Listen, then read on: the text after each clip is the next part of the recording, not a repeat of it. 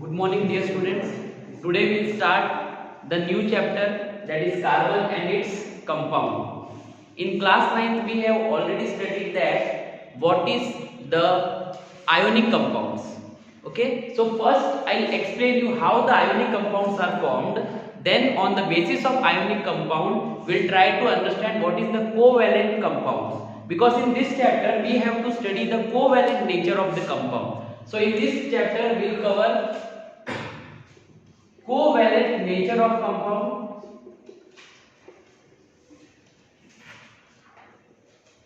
second thing we are going to see the versatile nature of carbon. Now you know that versatile nature means what? Versatile means all-rounder. Carbon forms compound with many of the elements. For example, carbon forms compound with sulfur, CH2. Carbon forms compounds with hydrogen, CH4, methane. So carbon forms a bond with many of the elements is known as the versatile nature of carbon. Versatile means all-rounder. Third thing we are going to see the allotropes of carbon. And fourth thing we are going to see the homologous series.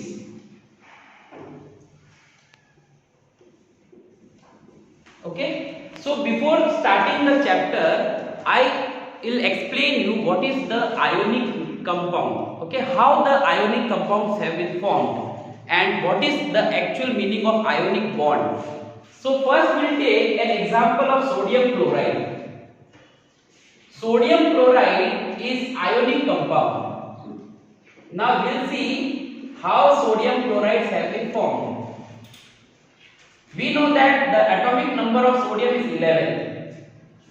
Okay. Now its electronic configuration we can write 2, 8, 1. If I draw the basic atomic structure of sodium, then it is the nucleus. This is the first shell. This is second shell and this would be the third shell. In nucleus, proton positively charged and no charged neutron is present. On neutron there is no charge. Therefore its name is neutron. Neutron does not contain either positive charge or negative charge. Therefore its name is neutron. So in first shell, as we know that the maximum occupying electron capacity is 2 only. In second shell, it can occupy 8 electrons. 1, 2, 3, 4, 5, 6, 7, 8. Now only 1 electron is there. And in class 9 we have also seen that only the valence shell electron participate in the chemical reaction. Valence shell means, see, the outermost shell is known as valence shell. The valence shell electron only participate in any of the chemical reaction, because Bohr's atomic model, according to Bohr's atomic model, we have seen that in class 9 the shell which is the closest to the nucleus have the lowest energy, which is little bit away from the nucleus will have little more energy, and which is the far away from the nucleus, that means last shell will have the highest energy. So the last shell is having the highest energy, so the electron in the last shell is having higher energy, and that electrons only participate in any of the chemical reaction. So sodium will donate this 1 electron, and sodium atom is converted into sodium ion, and its electronic configuration can be written as 2, 8.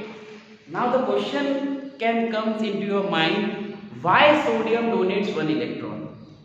Okay, what is the need to donate this 1 electron? As in class 9 we have seen the noble gas configuration.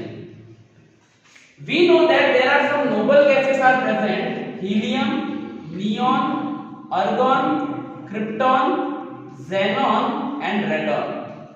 Helium atomic number is 2, so its electronic configuration is 2.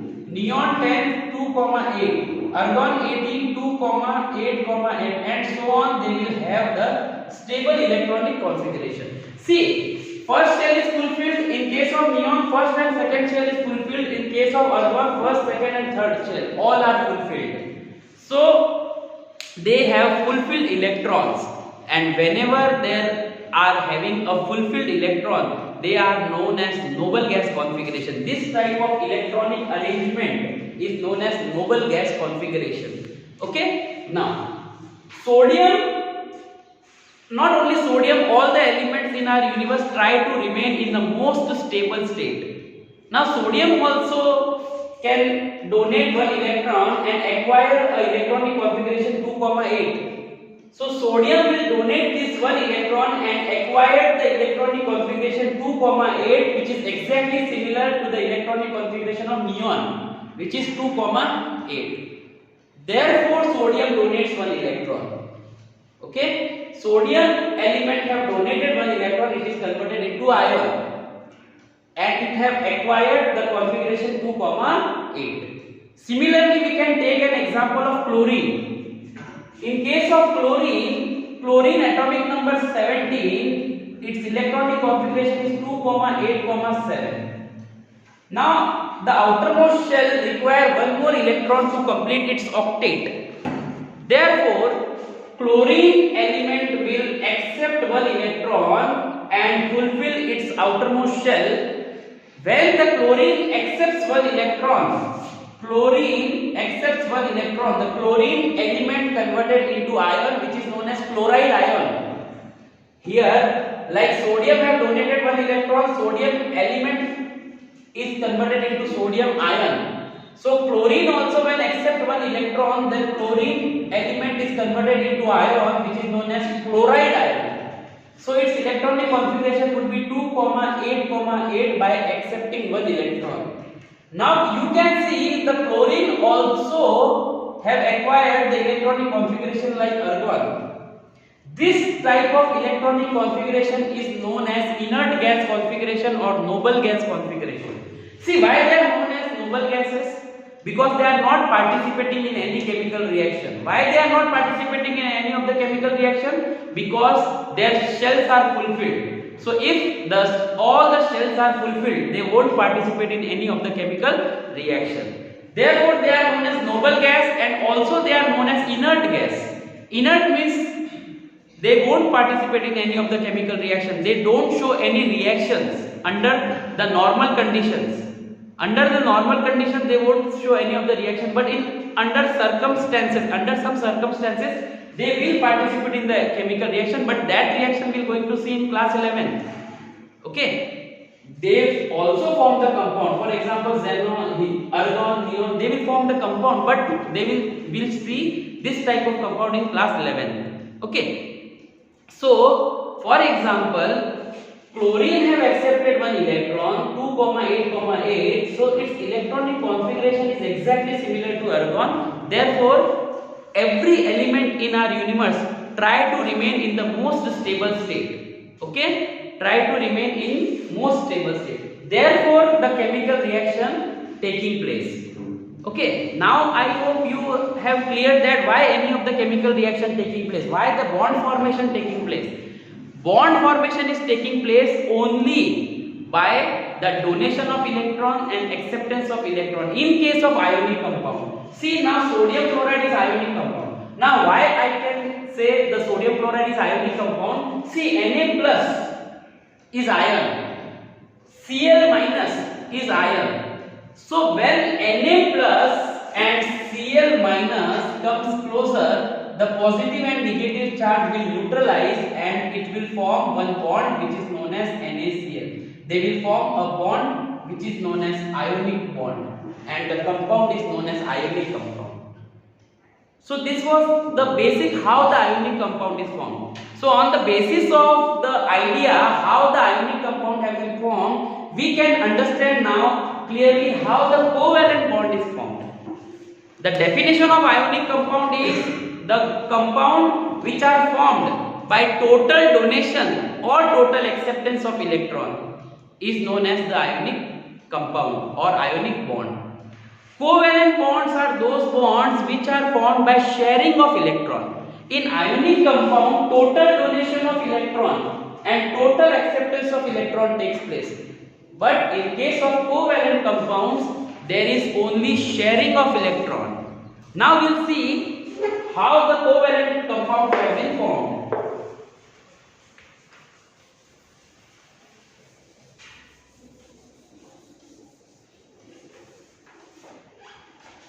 We know that the electronic configuration of carbon is 6.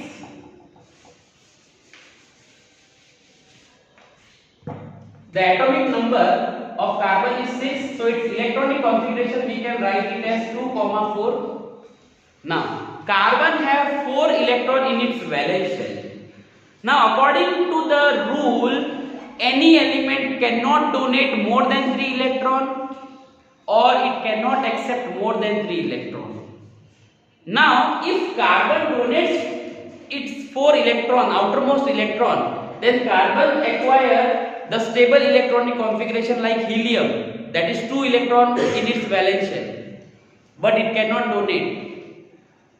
If carbon accepts 4 more electrons, then it would acquire 8 electrons in its valence shell. But as I have told you that not more than 3 electron is possible by donation or acceptance. So what carbon will do to become a stable?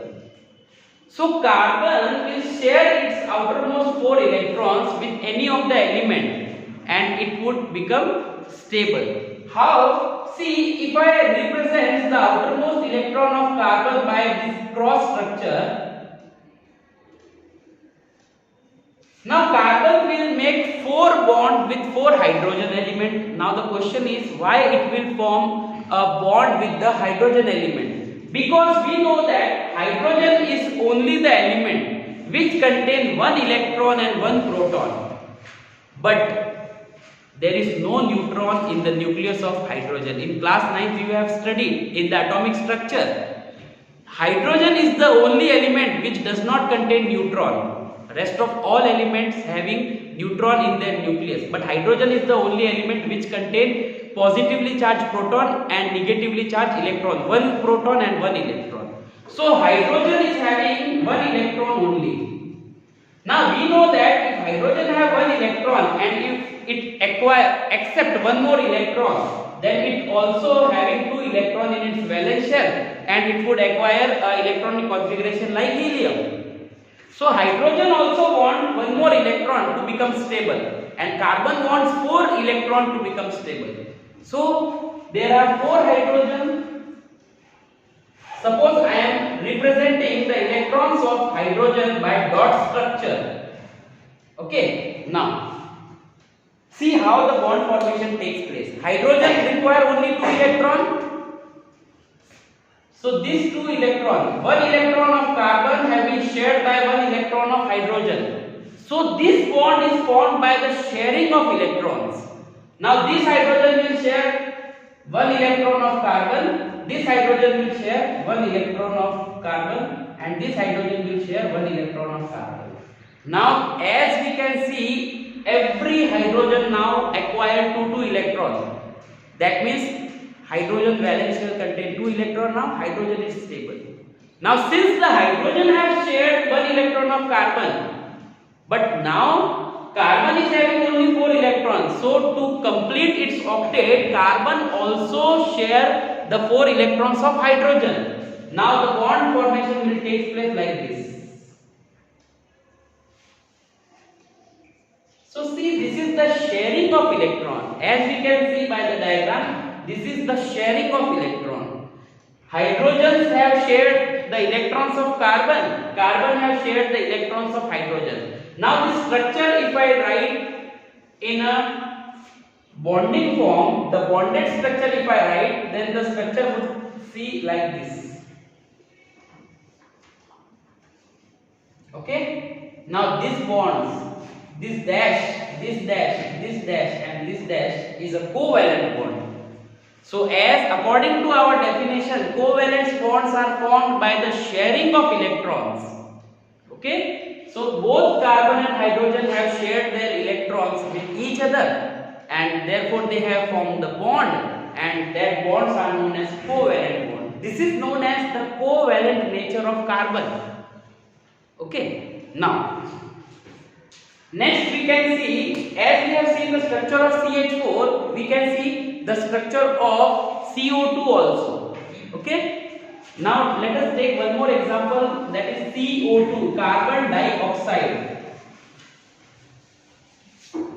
Now we know that the oxygen atomic number is 8. Its electronic configuration will be 2,6. Okay. Now oxygen requires 2 more electrons to complete its octet. Carbon requires 4 electrons to complete its octet. Now we are going to see the structure of CO2, that is carbon dioxide.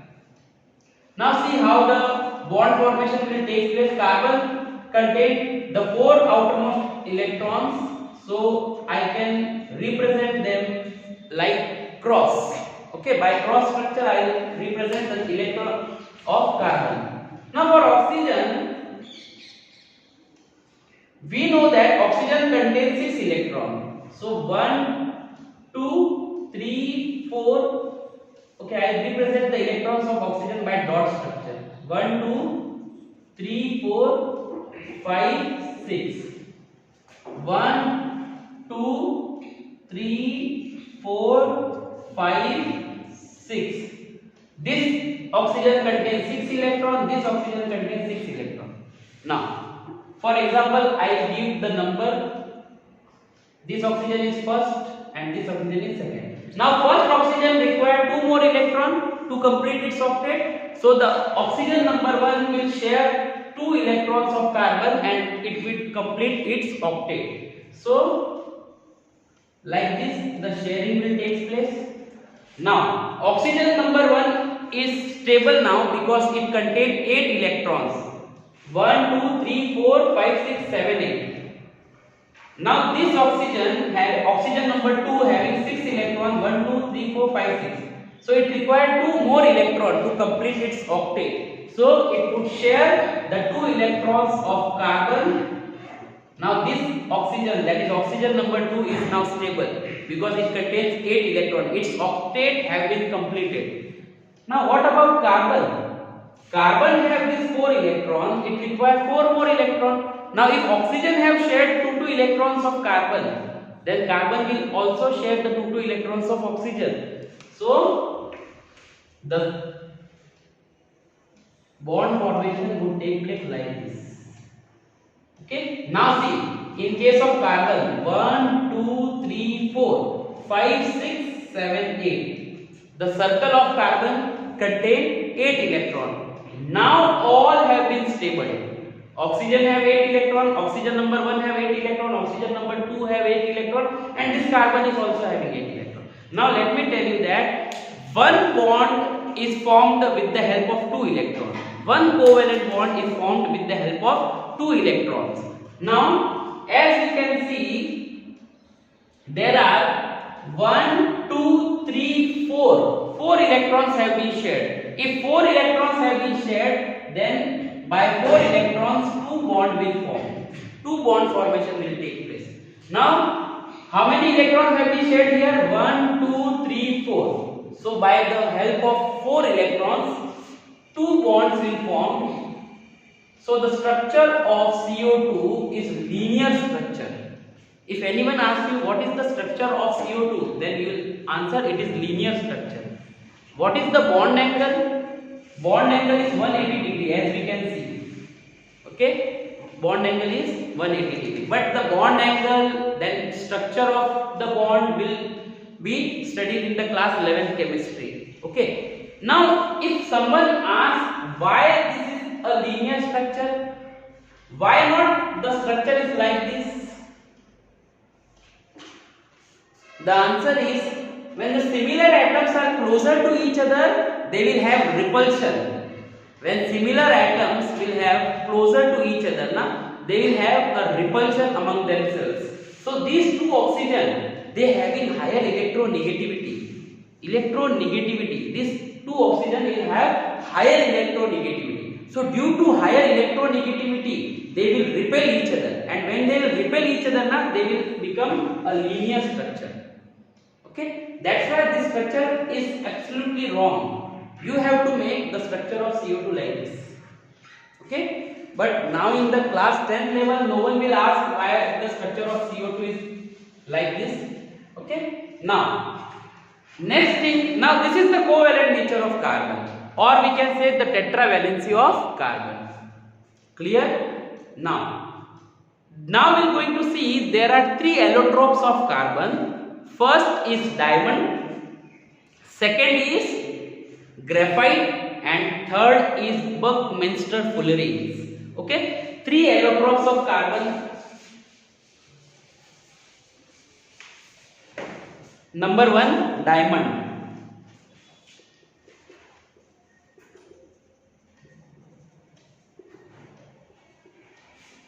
Diamond is an allotrope of carbon.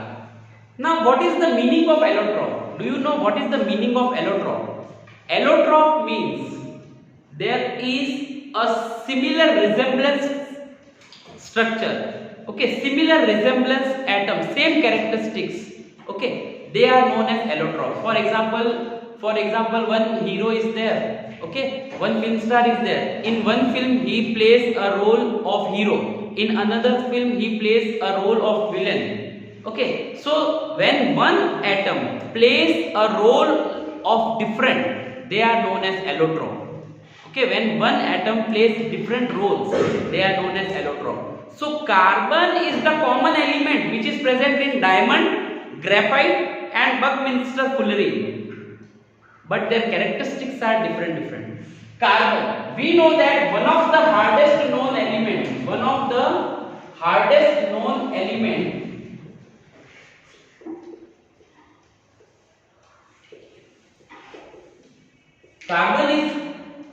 diamond is the one of the hardest known substance, and its melting point is also very high. The melting point of diamond is approximately 350 degrees Celsius or more than this. Okay, then in diamond, one carbon is shared with the other four carbons. So if I draw a rough structure of carbon, then or diamond, it would like this. One carbon has been shared by remaining four carbons. Therefore, it is a hardest known element because one carbon making a covalent bond with other four carbons. Now this carbon will make other four bonds. Okay, this carbon will make four bonds. This carbon will make four bonds. All carbon making four bonds with other carbons. Therefore, diamond is hardest element because the bonding between the carbons is very strong. Due to the strong bonding, its melting point is also very high. Now, the question comes, what are the uses of diamond? So, we have seen the various uses of diamond in jewelry. Okay, then glass cutter, rock cutter.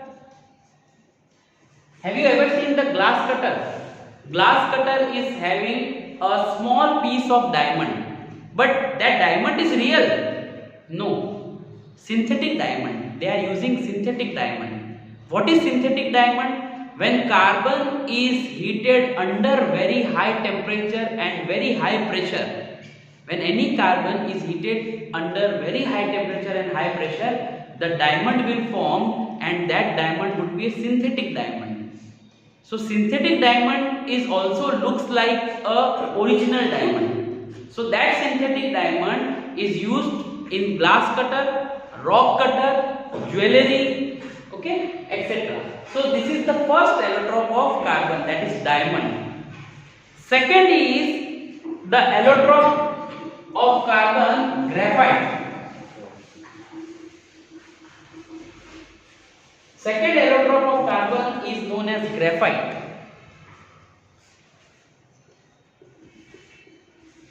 Now in class 9th also we have studied about graphite. Graphite is a allotrope of carbon, but it is a good conductor of electricity. Now the question generates, why graphite is a good conductor of electricity? Because in graphite, one carbon is shared with another three carbon one carbon is shared with another 3 carbon. As we know that the valency of carbon is 4, carbon can make 4 bonds. But in graphite, carbon is bonded with other 3 carbons only. 1 electrons remain free. 1 electron of carbon remains free. So due to this extra electron, the graphite can conduct electricity. As we know that to make the flow of electricity, we require the free electrons. Because of electrons only electricity can flow. The flow of electrons or the flow of charge with respect to time is known as current. So due to this free electron, graphite is a good conductor of electricity. Okay. Now the remaining part of this chapter we are going to see in next lecture. So I hope you have understood. Thank you very much.